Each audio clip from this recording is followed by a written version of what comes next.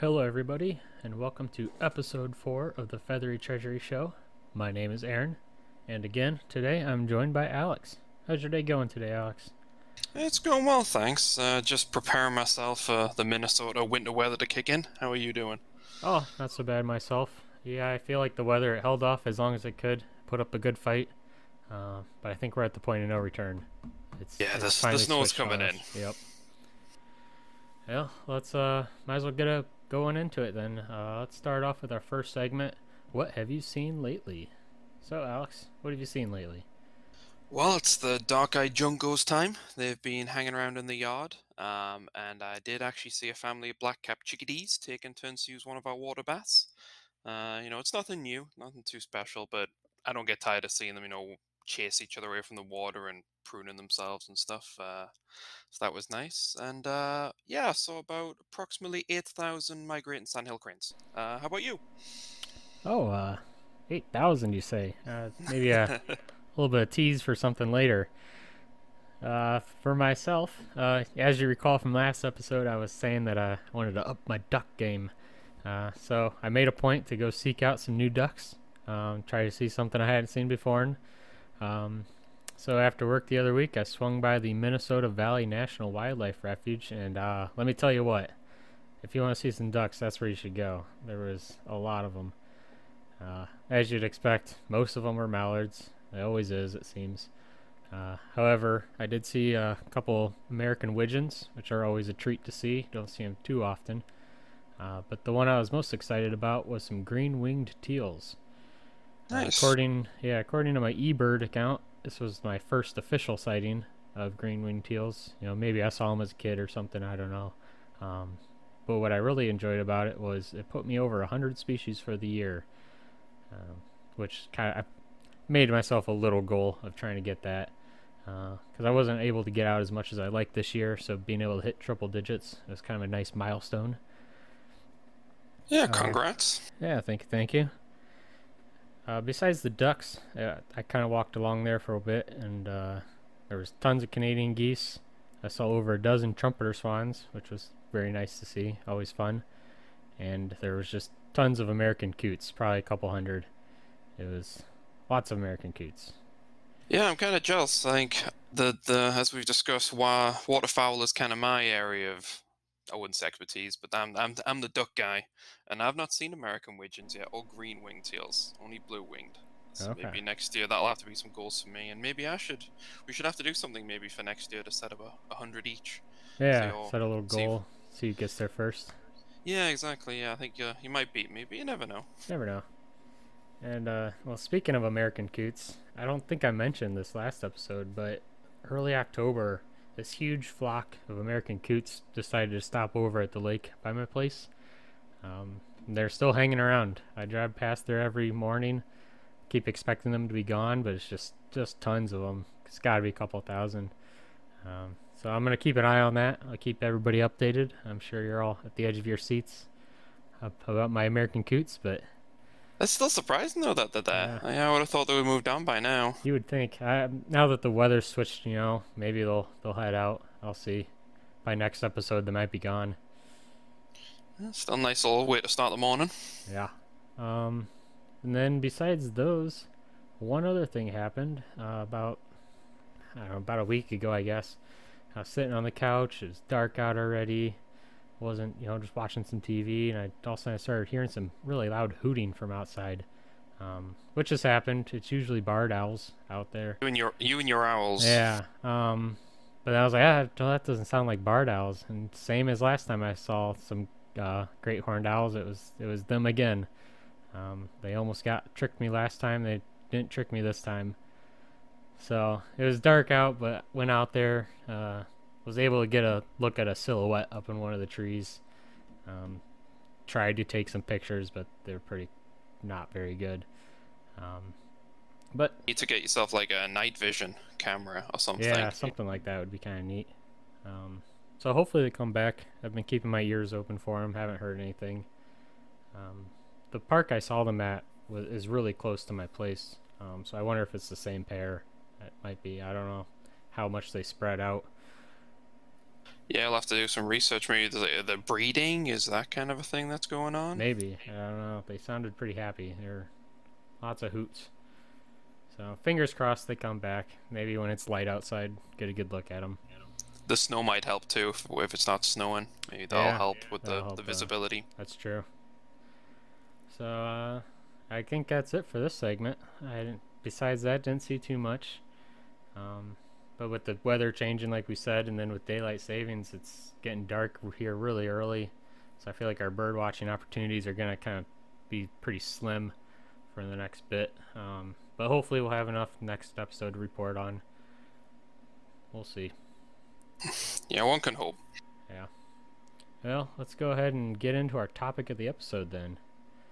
So for this week's topic, I thought we'd do something a little different again. A little different, starting to become our normal, I suppose. As you hinted at earlier, you had the opportunity to see an insane amount of sandhill cranes. Tell me all about it. Yeah, it was a subtle hint, right? From September to the beginning of November, sandhill cranes tend to have their migrations south, and they stop at the Sherburne National Wildlife Refuge, which is about an hour north of the Twin Cities.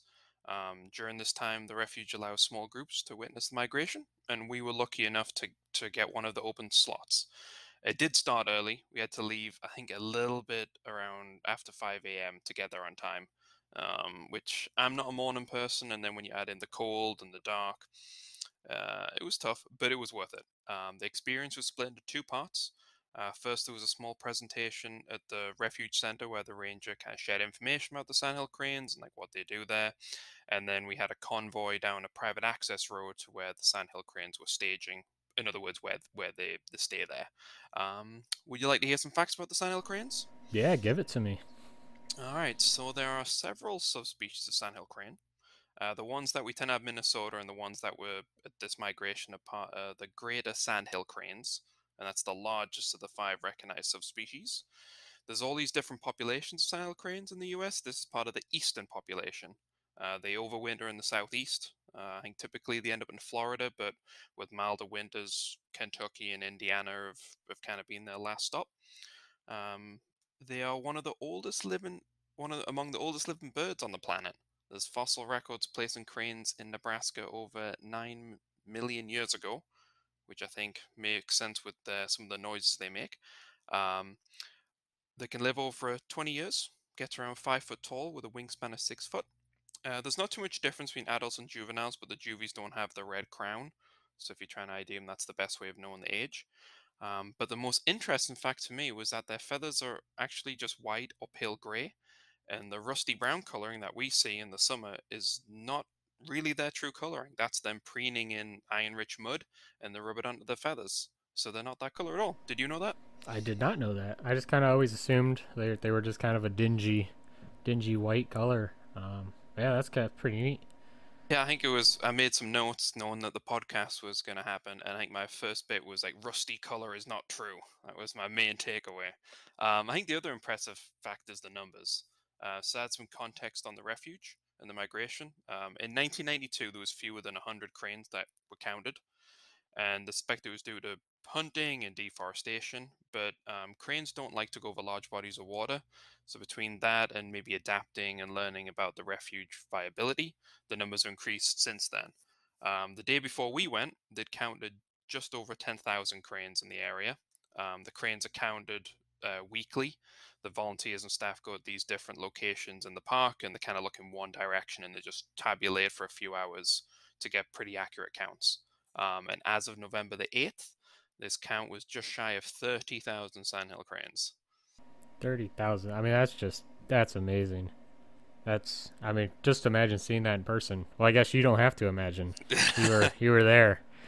Yeah, it's really hard to describe. I think the first thing to notice is the noise.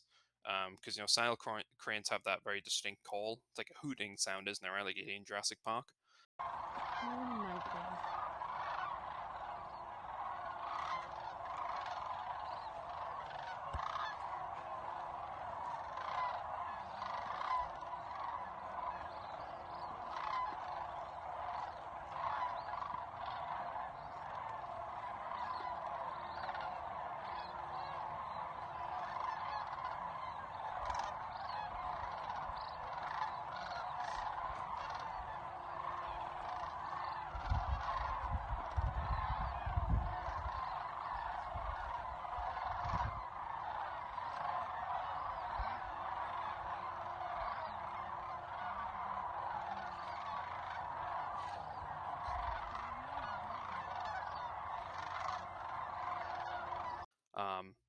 So imagine hearing that, but thousands of them.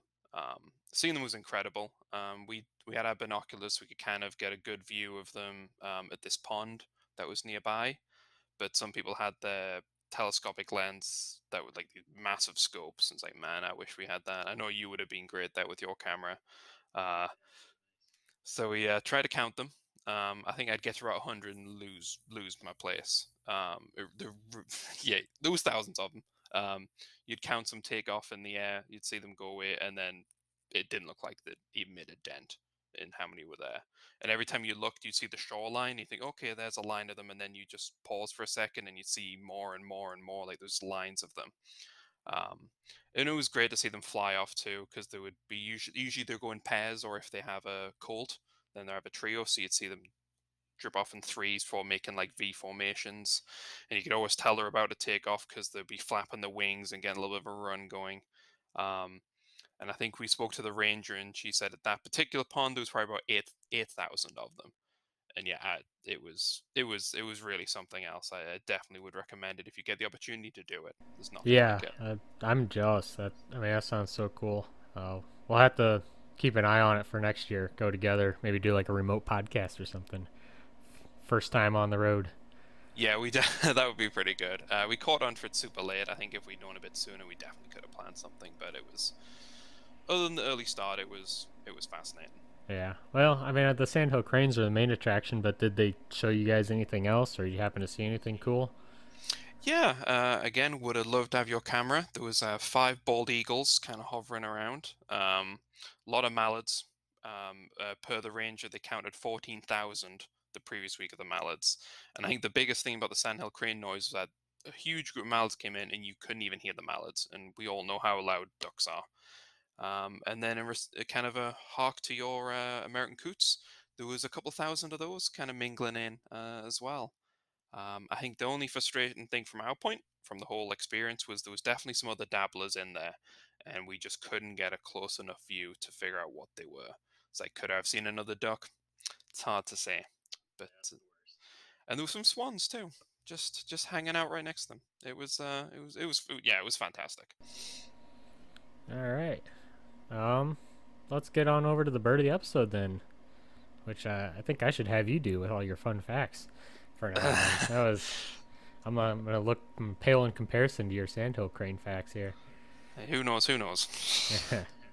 Keeping with our theme of state birds, this episode's subject is the state bird of 3 states: Connecticut, Michigan, and Wisconsin. This episode's bird is the American robin. It's a classic. I feel like the American robin, it's kind of the poster child of super common backyard birds. You don't really give them much mind.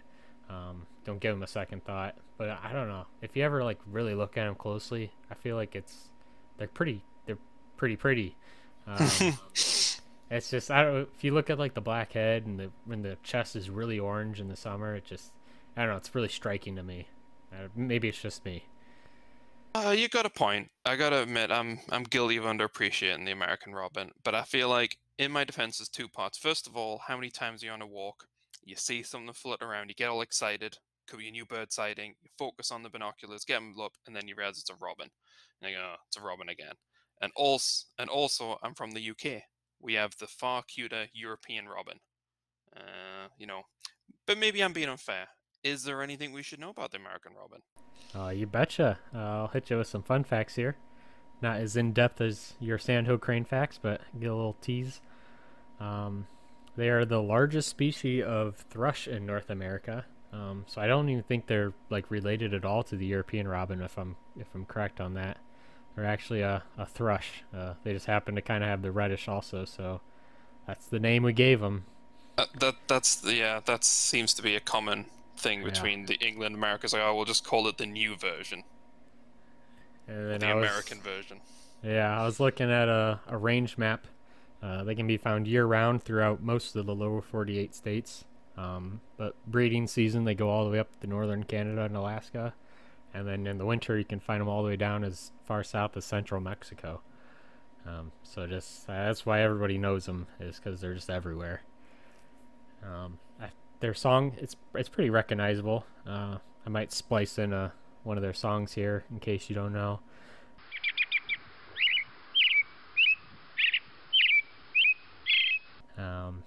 but everybody's heard it before. You might not know it's a robin, but when you hear it, you know it. Yeah, I think it was one of the first ones I learned to recognize. And then I didn't really give this much thought, but it kind of makes sense. I was reading that they're the longest, like they have the longest singing time frame. So they start singing really early in the morning, and they'll keep singing all the way till late evening. Where most songbirds are kind of one or the other, or for shorter periods of time. Huh, I didn't know that.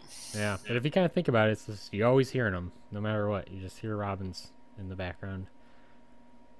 And then the other fun fact that I found that I thought was kind of pretty interesting, I knew about it, but I didn't really give it too much thought, was that their eggs, they're really recognizable. They're nice shade of light blue. And when you buy paint, there's always an option called, robin's egg blue. And it's based off the egg, is because it's just so well known and it's such a pretty blue. Now I know, yeah. Venturing into interior design now. Yeah. Bird facts. Yep. They're you never know where they're gonna pop up in pop culture, if we can call interior designing pop culture. There's a TV channel about it. I'm sure it counts. Yeah, that's fair. But that's all I got for you there. So I think that might do it for the episode. You got anything else on your mind? No, I think we covered all we need to cover. All right. I'm excited for the next state bird. Yeah. Well, who knows? Who knows what it'll be? We're running out because they're doubling up on a lot of these. Yeah. Not as many as you think there'd be. You'd hope everyone would have a different one. But... You would think, but no. Well, thanks for joining me, Alex. Thanks to all the listeners at home for their support. We'd love to hear you. We love to look at the numbers, see how many people are listening to us. It's not many, but we appreciate you, the ones that are. Always feel free to provide some feedback. Email us at featherytreasury.com or featherytreasury@gmail.com. But if you want more info about Feathery Treasury, you can visit featherytreasury.com. Have a good one, everybody. Goodbye, all. Thanks, Aaron. Yep.